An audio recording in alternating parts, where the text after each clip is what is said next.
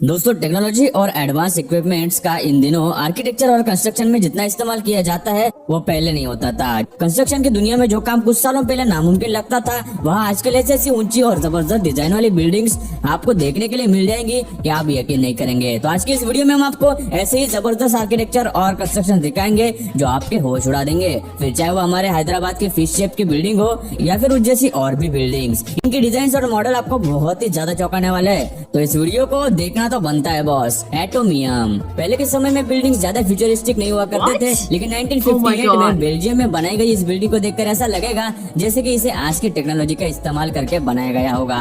क्या बिल्डिंग है भाई। और जीन पोलॉक नामक आर्किटेक्ट ने किया था, जिससे वो उस समय की तेजी से हो रही साइंटिफिक ग्रोथ को दिखाना चाहते थे, जो कि उन्होंने सही किया, क्योंकि ये डिजाइन काफी यूनिक और साइंटिफिक टर्म में कहा जाए तो एक एटम की तरह डिजाइन किया गया था, जो आयरन क्रिस्टल के यूनिट सेल्स को लाखों गुना बड़ा करके दिखाने की कोशिश थी। इस पूरे स्ट्रक्चर में 9 राउंड स्पीयर्स है, जो कि 3 मीटर चौड़ी ट्यूब से जुड़े हुए हैं। उनमें से एक से एक सीढ़ियों, एलिवेटर्स और लिफ्ट के लिए है, और इनमें से 6 और पब्लिक को देखने के लिए खुले रहते हैं। इनमें से एक में एग्जीबिशंस होते हैं, तो कुछ में रेस्टोरेंट्स, विविंग एरिया और दूसरी फैसिलिटीज भी है। इसके अलावा एक और बच्चों के वर्कशॉप के लिए भी खास डिजाइन किया गया है, जिस वजह से ये जगह टूरिस्ट में काफी फेमस है। शायद ही कोई दूर से देखकर बता सकता है कि इस यूनिक या अलग दिखने वाली बिल्डिंग में बहुत कुछ है।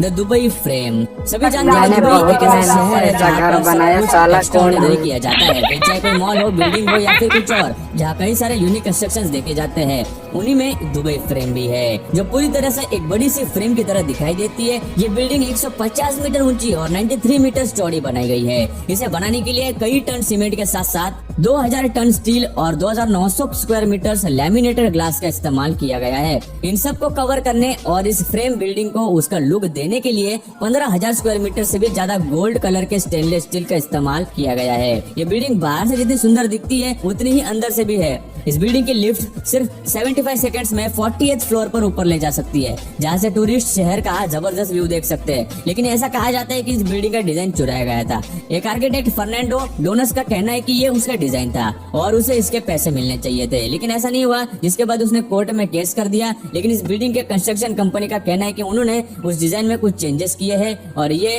फर्नांडो का डिजाइन नहीं है। T pot building. Tourism industry दिन ब दिन काफी आगे बढ़ती जा रही है। टूरिस्ट किसी भी देश की इकोनॉमी का बहुत ही इंपॉर्टेंट हिस्सा होते हैं, और अलग अलग देश टूरिस्ट को अपनी तरफ अट्रैक्ट करने के लिए कंस्ट्रक्शन करते हैं, जैसे कि चाइना की ये टी पॉट बिल्डिंग। चाइना के ईस्ट कोस्ट के उशी नामक एक शहर में ये बिल्डिंग है। ये एक 10 फ्लोर की बिल्डिंग है, जो 5000 स्क्वायर मीटर्स में बनी है। इसकी सबसे खास बात जो आप देख ही चुके हैं वो ये है कि ये एक टी पॉट के शेप में बनाई गई है, जिसमें कई सारे कल्चरल एग्जीबिशंस होते हैं। ये डिजाइन प्राचीन चाइना